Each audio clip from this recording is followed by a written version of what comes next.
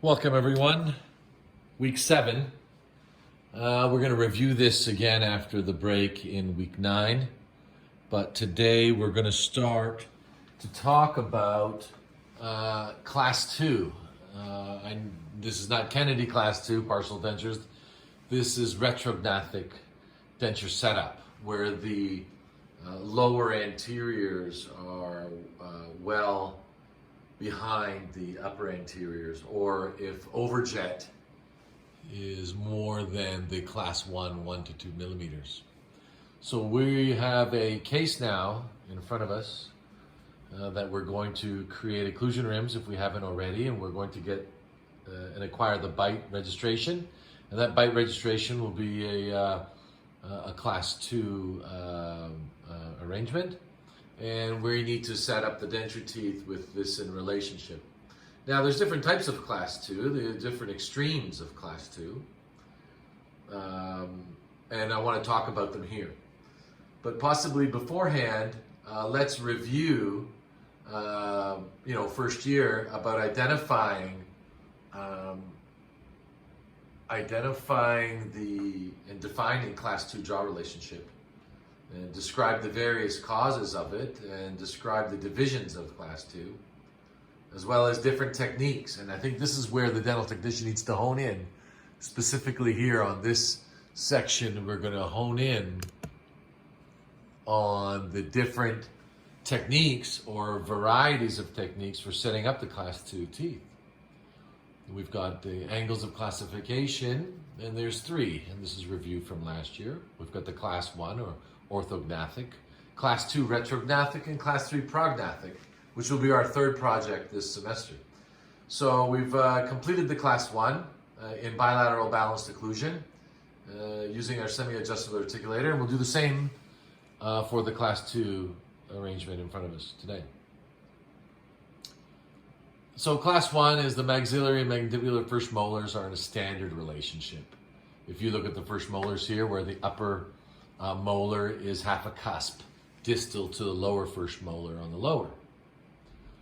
And even though the other teeth may be mal-positioned or mal-aligned, we look at the first molar to identify the classification.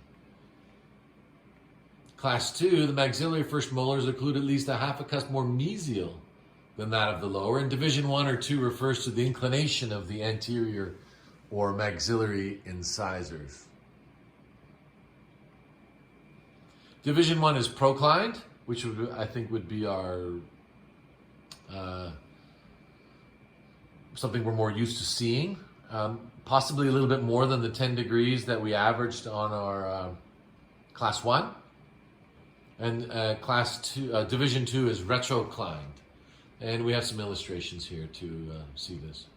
Maxillary first molars occlude half a cusp more mesial than that of the mandibular first molars. So you can see here the anteriors are proclined in division 1, and identify just the first molar here, that now the upper first molar is slightly more one cusp anterior than that of the lower. Versus class 1, if I could maybe go on top of our illustration here, where class 1 would be something like this. I'm sorry, I'm just doing it on the laptop. But we have the class 1 here in red, and the class 2 is one more anterior. Now this all depends on how much class 2. We may even go a whole tooth more anterior to that. It all depends on the overjet, and that is in a relationship from labial contour of the occlusion rims and the lower anterior teeth on the ridge. There's 2 divisions of class 2. Division 1 is bilateral distal narrow maxillary arch and protruding maxillary incisors, as seen in the picture here. This is the division 2 of class 2, where the anteriors are retroclined. I don't anticipate us making any dentures in this type of overbite situation, but this is just the definition of our class 2.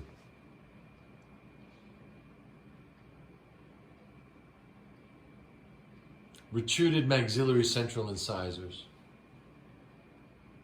Most likely labial malposed maxillary laterals and excessive vertical overlap or overbite. If you see vertical overlap, it's synonymous with overbite.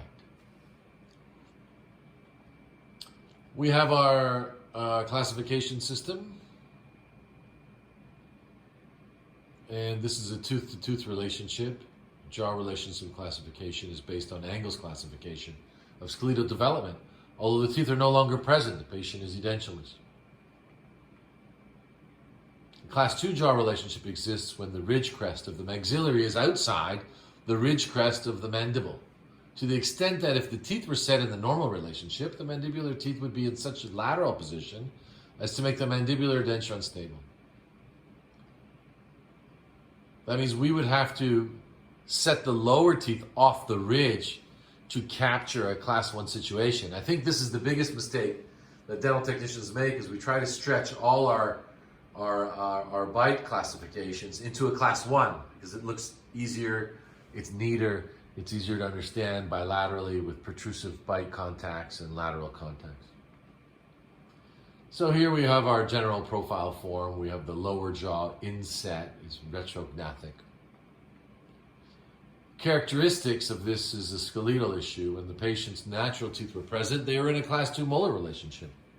So now they were edentulous, and this is an exaggerated horizontal movement. So these clients can, even though they have an overjet, let's say of 10 millimeters, they can protrude the mandible edge to edge still in the anterior. So they have an exaggerated range of protrusive movement. An extreme Class 2, sometimes up to 40 millimeters of movement. This is a little bit extreme, but I would think 20 to 30 would be maybe average. Very extreme to see 40. And these Class 2s are deep anterior overbites. Patients function in two positions now. They function in the back to bite, to chew, and they contact in the anterior for position of speech. So the lower mandible will move forward, A, to bite, or incise, move the teeth back in the posterior section to chew. What does this mean for us, the dental technician? It means we'll be setting up this denture with more overjet. 4 to 5 millimeters overjet versus the 1 to 2 millimeters. I'm not going to make it difficult for you, but now I think you can visualize, if you're setting up 4 to 5 millimeters overjet, that the lower anterior teeth must be on a smaller arc. So sometimes we'll order a smaller 1/6 anterior to accommodate this shorter curve. Although it's not necessary for our 4 to 5 millimeters overjet, but sometimes if it's more, we'll even order smaller, because we know the lower teeth have to be on the ridge. And this is why this setup technique that we did on the first case will be even more prominent to be deemed useful here on our second case. We'll set up the anterior teeth first. We'll set up the lower anterior teeth second. Establishing this overjet. And what established that overjet? The contour of the occlusion rims from the dentist. Labial lip support, lower teeth on the ridge. We can stretch the lower teeth slightly outside the neutral zone or to the, let's say, extent of the neutral zone. But if we move these lower anterior teeth outside the neutral zone, like into the lower lip, this denture will become unstable. The retraction of the lip will move the denture upwards and inwards, being ridiculously impossible for the patient to keep it stabilized. With the advent of implants, I've seen sometimes trying to exceed the neutral zone, although that's going to have to create some elasticity in the mentalis, triangularis, orbicularis oris, this lower lip. Patients must have a freedom of movement between these two positions. So like the Class 1, we'll have no eccentric contacts whatsoever. The patient will be able to move freely in protrusive, edge-to-edge contact with protrusive contacts in the posterior, slightly different than that we had in the Class 1, but still a cusp tip to cusp tip in the first and second molar region. And then move backwards into centric occlusion in the posterior teeth. During selective grinding, we can reduce the transverse ridges to 10 degrees. So we're using the same denture teeth here, and we're going to manipulate them, that we can selectively grind these teeth to create the occlusion that's necessary for this class 2 relationship. And I'll be demonstrating that. There's different treatment modalities to set up teeth in a class 2. Naturally, we can take regular teeth. This is for the mild class 2. We're going to take regular denture teeth, whether they're 10, 18, 16. We can order 10-degree teeth. This is a flatter cusp. And then we can selectively grind that into the situation that we need to create maximum contact. So we're going to selectively grind the normal posterior teeth setup, which we will. These, I think Vita teeth are roughly between 18 and 22 degrees. And we will be selectively grinding certain cusps to occlude. We'll adjust the lingual cusps until overlap is resolved. So here's a hint. When we have that much overjet, and we put the lower teeth, posterior teeth on after we've created our anterior relationship, we go to set up the first bicuspid on the upper. So I need you to visualize right now, because we're in a 2-dimensional screen. Visualize that first bicuspid now occluding, sometimes not even occluding with the lower bicuspid. That lower bicuspid is on the ridge. So we have to adjust the lingual cusp of the first maxillary molar to occlude with the buccal cusp of the first maxillary molar. Because we know that the buccal cusp is pointy and the lingual cusp has an inclination to it. So we're going to maximize contact with the lingual cusp of the maxillary of the first molar to the buccal cusp of the lower first bicuspid.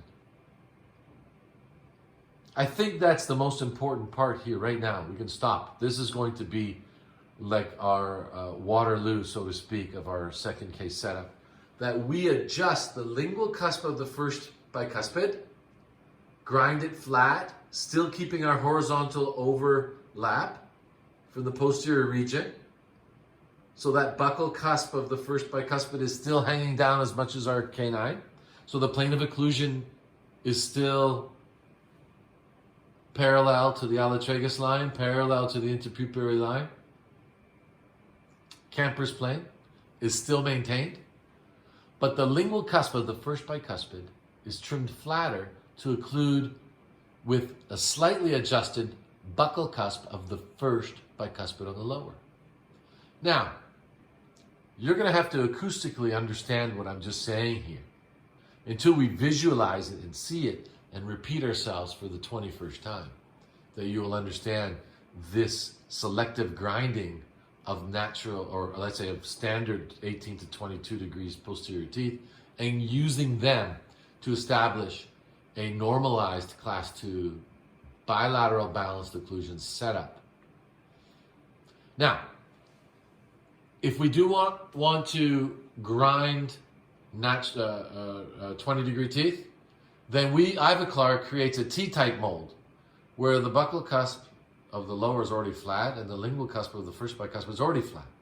So I'm giving you here some types of things to attack your class 2. We can trim the teeth. We can use Ivoclar's teeth. We can use 0-degree teeth.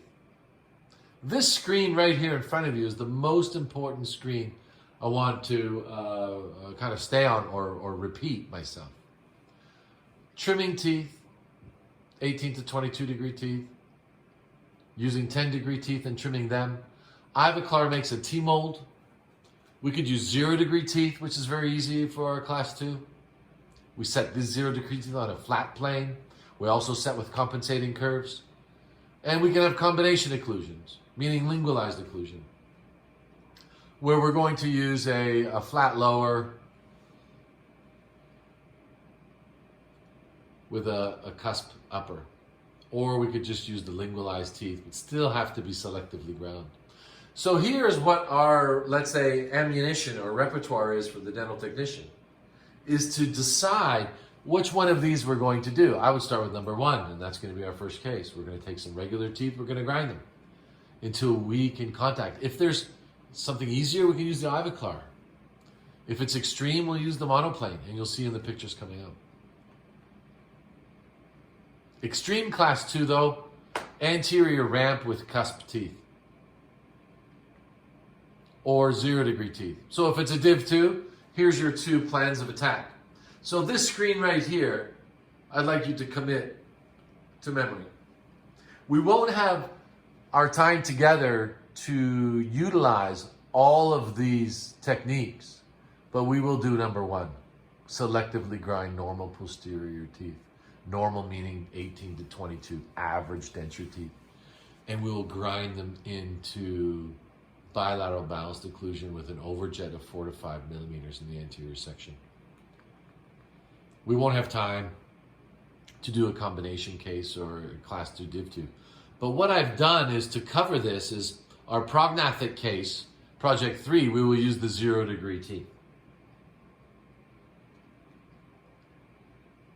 And then we will use lingualized teeth in our 4th project and implant project. And we'll go back to class 1 for our immediate denture. Now we're approaching halfway point. We spent a lot of time on our first denture, but I think time that was used well. I think I see a generalized understanding of bilateral balanced occlusion. And I think now we can move a little quicker since we've gone through the process and it's a bigger learning curve for the next projects. So we're going to selectively grind normal teeth, the ivoclar teeth, combination occlusion. So here we have our overjet. A is representative of the overjet. And now if we look at the first bicuspid position, this first bicuspid is usually over here.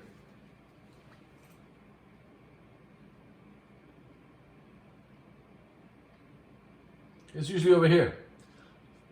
I think with our case, it'll probably be somewhere in the middle, where we're going to selectively grind the lingual cusp to occlude with the buccal cusp of the lower. Now, this position of the bicuspid as the way to occlude is unknown until you go to create the arc of the buccal corridor until the teeth start to connect. But the lower teeth must be on the ridge. You can see in this situation, they've canted out the lower here a little bit to reduce the overjet, to make it a little bit easier for the patient to go out into protrusive and contact in incisal position. Possibly not clear in the picture below, but this is a lingualized combination setup where this lower bicuspid, instead of a tooth to tooth, tooth to two teeth, it's occluding here the lingual cusp on the distal occlusal fossa of the 3-4. And we'll be doing that in our 4th project. We also could set 0 degree teeth. So here we have our monoplane teeth in the posterior where we don't have to grind anything. So if there's a lot of overjet in the first bicuspid region, sometimes in the second bicuspid region, I would reserve this for overjet being more extreme. And we're still going to have to put a compensating curve in the back to create some denture stability. And we also could have some lingualized occlusion if the type 2 becomes more extreme. Or meaning position A here, overjet, is more than our 4 to 5. If it's a small amount of overjet, like 1 to 2 millimeters, class 1, 4 to 5 millimeters, we're going to grind some teeth. 5 to 9 millimeters, we might have to go look at 0 degree teeth.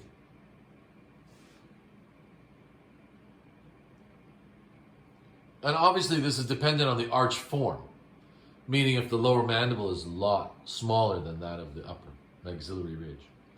In extreme class 2 div 2 cases, we have to use 0. So here we've got an extreme overjet of 14 millimeters, let's say. But we can't have that overlap because the occlusion is collapsed and the anterior ridge is resorbed. So now we have to create an occlusal or an anterior bite plane ramp. And you guessed it, this ramp is synonymous with this angle, is synonymous with the protrusive angle. So when this patient goes into edge-to-edge contact in the anterior, there's no eccentric contacts in the posterior, there's no eccentric contacts in the ramp, and the condyle isn't out of sync in a protrusive movement. This is the extreme class 2 div 2. Highly rare, but still it exists, and we have to go to the 0 degree teeth. So, in review, first choice, selectively grind 18 to 22 degree teeth. Small amount of overjet for class 2. Let's say a mild overjet or a mild class 2. Number 2, 0 degree teeth on a flat plane with compensating curves. If it's a div 2, we're going to use 0 degree teeth with an anterior bite plane. Combination occlusions for a medium class 2 or lingualized occlusions. You don't have to. You could still go to the 0, or you could even further selectively grind.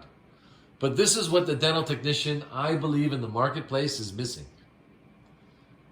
We're going straight to class 1 and the teeth come off the card, and the teeth go into the wax the same way they came off the card. They need to be manipulated as such in order to work. Extreme class 2, 0 degree teeth with the anterior ramp and cusp teeth. So there we have the review at the top. Selectively grind, 0 degree or lingualized, or anterior bite plane with 0. And maybe here, not to confuse you, this could be a 0 here. So this is a lot to digest, but we have to understand that these are our choices. And sometimes I'd be lying to you to say that, oh, well, we started with the 0, but we've switched to grinding in teeth, or we've started grinding in teeth more likely, and now we're going to switch to 0. This happens.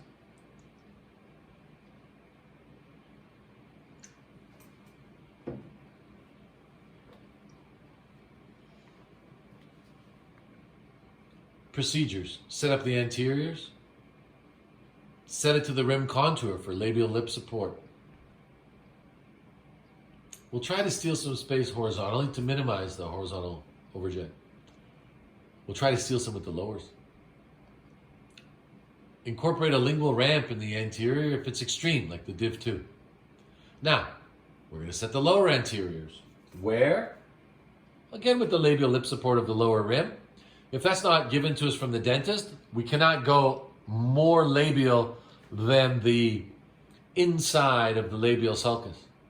We cannot go outside the neutral zone. It has to stay on the ridge. We could cant them slightly forward, but they have to be originating at least from the labial side of the anterior ridge of the lower. Minimize the overjet as much as you can. This is what I mean by stealing space. We still have some freedom to play here. We still have some room. In the neutral zone, though, we cannot go outside that. And then respect the functional limits. We cannot go outside the neutral zone. Where is the neutral zone? Look straight down at your model horizontally. If you can't see the land area of your model, then you've gone too far out. If we could look straight down the model and you see the inside of the land area on your model, then I think that's the extremity. That's the limit. Select a smaller mold size for lowers than the guide suggests. Because those mold guides, when we talk about in week 9, 10 about tooth selection, they will harmonize the lower anteriors with the maxillary anteriors, assuming it's a class 1. So if you see it's a class 2, we're going to go one size smaller.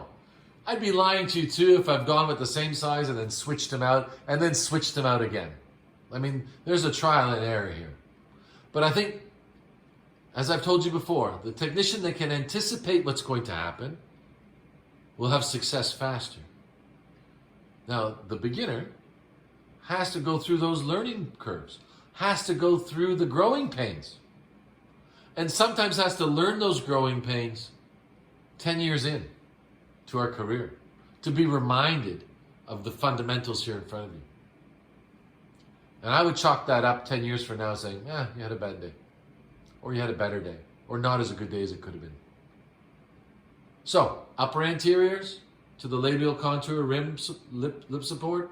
Lower anteriors, try to minimize as much as you can within the neutral zone. I'm estimating with this case, we're going to have 4 to 5 millimeters overjet. Something like this in the picture above. Now, if we go to set up in class 1, like the picture here to the right, we're going to have some big spaces in the anterior 6. And you can see now,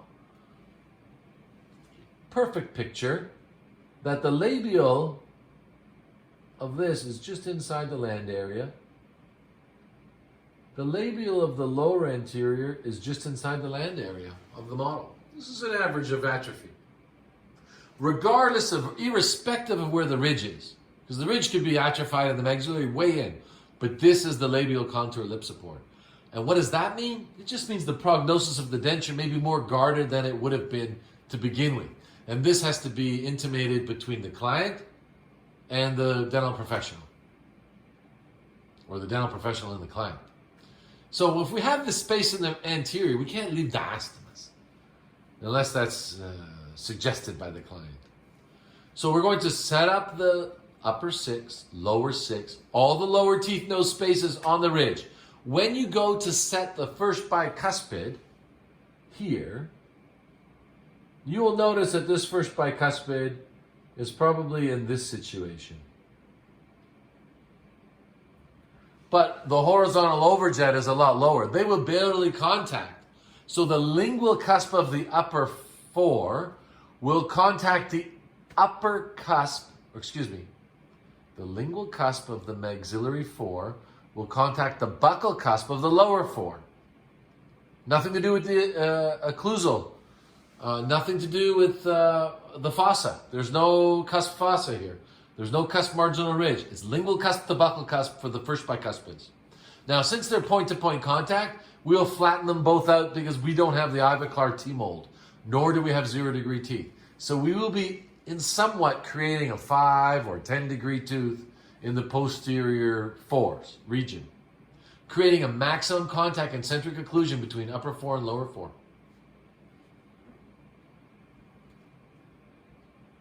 Now, this is just a presentation of what to expect. Once we sit down later today and early the next day and do it, and I think with the help of our technologists and myself, we could really visualize and point out the situation. But if we can't set the anterior still, we can't set the lower anteriors, we don't have that overjet, then this information is really a moot point.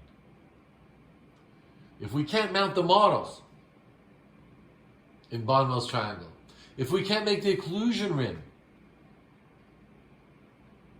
then this is secondary. So we're still working on fundamentals, but still we have to move forward.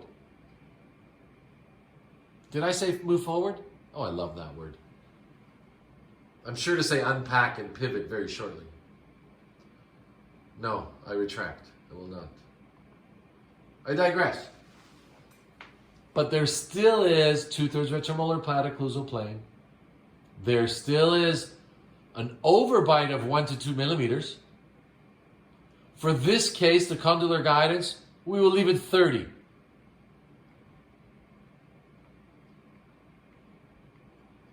Upper anterior set to the rims.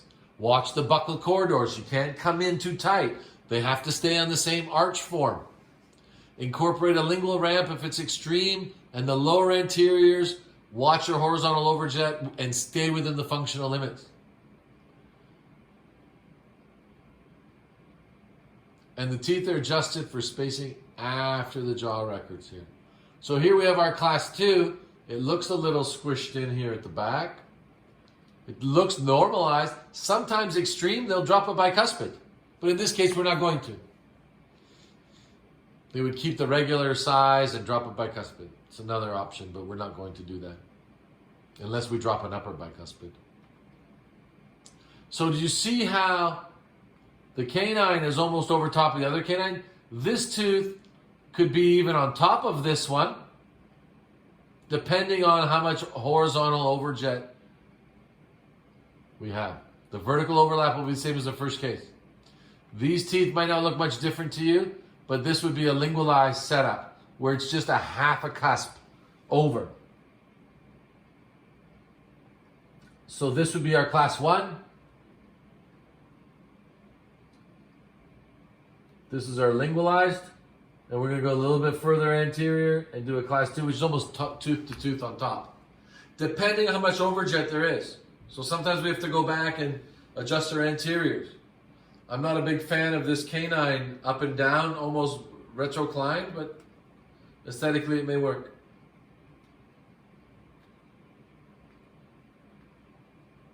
So, from the throat looking out, this is an excellent diagram.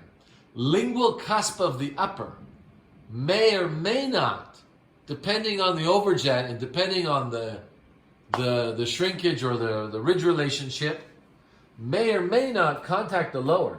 But I think with our first case, we're going to make these flatter. As you hear, I've just done in red here with the highlighter. Just here. We're going to nip the lingual of the upper and nip the buccal of the lower. Now I know with these Vita teeth we're using, it has a longer buccal cusp. Now we may utilize it to maintain the smile line. We may or may not now adjust the first bicuspid buccal cusp. We may utilize that. And now we've come to, in our mind, we're like, oh, now I know why they may have left that there. They've left the longer buccal cusp so we could use it in any scenario we wish. Lingualized. Class 2. Partials. It gives us options. Now, first bicuspid will be edge to edge, lingual cusp to buccal tip of the lower. The second bicuspid, we may or may not now start to fall into the fossa. We may or may not. Notice now the upper teeth are more so over the ridge. Cheated a bit here on the first bicuspid, but we're getting on top of the ridge. And with the class 3, we'll talk about the crossbite, where the lower ridge is outside the upper ridge. Position, tooth positions, trying for normal teeth. Transition the lower first molar over the mandibular ridge. Bicuspids. First bicuspid is aligned to the cuspid. Second bicuspid making transition. And there is slightly getting into the fossa as we move on. And the molars on the lower are over the ridge. First molar must be in proper intercuspation over the ridge. Grind the lingual cusp to maintain aesthetics. And now, when we grind these, we're going to have freedom and centric occlusion. I know Mark Wagensill out there always talking about freedom and centric. So the patient's not locked in position. They need a mandibular free movement with minimized eccentric contacts. So this mandible or mandibular denture, if not the upper dentures, can be as stable as possible without implants. Sometimes we even drop a bicuspid to achieve the proper length. We will not be doing that in this case. If we try to create our class 1, we may drop the bicuspid in the picture. We're not going to be doing this. We're going to set up 4, 5, 6, 7 on the lower first. And wherever the uppers fall, maintaining the buccal corridor, c'est la vie. Wherever those upper posterior teeth fall. But I'm telling you right now, lingual of the maxillary will touch the buccal cusp of the lower first bicuspid in this particular case. And then first molar, second molar is the same relationship as class 1, except one whole digit more mesial. So instead of having the first molar distal of the lower first molar, the first molar of the upper is mesial of the lower first molar. Molars over the ridge, first molar can be a bit buccal slightly. And do not infringe on the tongue space of the lower second molar. Stay on the ridge, don't creep in too much.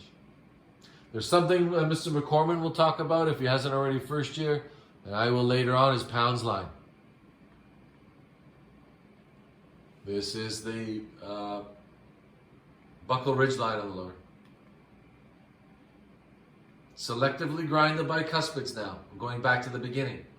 I'm repeating myself for the 5th time. Maybe more, maybe less.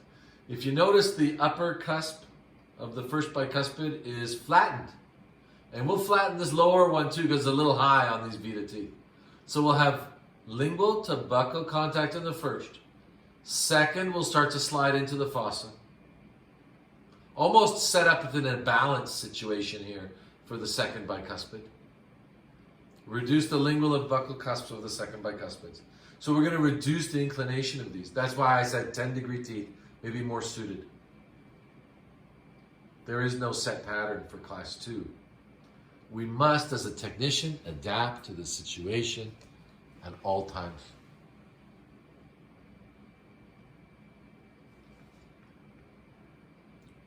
First molars in the proper cuspation over the ridge. Here we got a lingualized setup in the picture. And we ground them into position a little bit here. Not a good example, not enough overjet here, but this is lingualized occlusion with a more overjet in the front. And we got another happy client. We've got the ala tragus line. Excuse me. We've got the width of the nose to the distal of the canines. I think the teeth are a little bit small, the midline's off. I didn't create this denture, but it's a stock photo. I'll show you some of my own cases. So, what do we take away from this? We take away from this, grind in 18 to 20 degree teeth. Step 1, for a small amount of class 2, which is 3 to 6 millimeters overjet. Ivoclar T-type mold, where the lingual cusp of the first bicuspid is ground and the buccal cusp of the lower first bicuspid is ground. So we can have this edge-to-edge contact of the first bicuspids. And then they've actually interdigitated after that, the Ivoclar T. If it's more of extreme horizontal overjet, class 2, flat monoplane teeth. And wherever they occlude, lingual cusp or knot or fossa or crossbite, 0 degree teeth is very easy. Wherever they fall in, maintaining the buccal corridors. Class 2 div 2, with the ramp on the palate. Retroclined anteriors, div 2, 0 degree teeth, compensating curve. Probably more of a compensating curve because of this anterior palatal ramp. Now we need orthodontics. Orthodontics meets full dentures. Anterior biplane indentures. Grinding in the lower anteriors to smoothly grind through the palate. Patients chewing on the palate. And lingualized occlusion, which we will experience, 4th project. Implant project. 5th project, excuse me. I think we do a lingualized, and we'll do lingualized again on the implant project. So we're going to do a class 1, a class 2, a class 3, a lingualized, a class 1 immediate, and a lingualized on the implant. I wish I could be with you all year, and we could implement and repeat these again, possibly even more of a class 2 with the zeros, but we're going to do the 0 monoplane with the class 3. I remember back now, I age myself, early 80s. I visited the prosthodontics department at the University of Toronto Dental School, and I sat in, I snuck into a lecture, regardless of why. And the prosthodontics teacher there was saying, okay, dentists, every denture case, to simplify your lives and make it a lot easier for you and your clients, use 0 degree teeth for everything. Class 1, class 2, class 3. In a way, he's not wrong. That it's a lot easier, regardless of any situation, to maintain the buccal corridor and the labial lip support and the 0 degree teeth, whether it's a bigger ramp, a smaller ramp, a class 2, a 2, a 3, a crossbite. They would be suited for all positions. But one thing it doesn't do is it doesn't have this horizontal stop.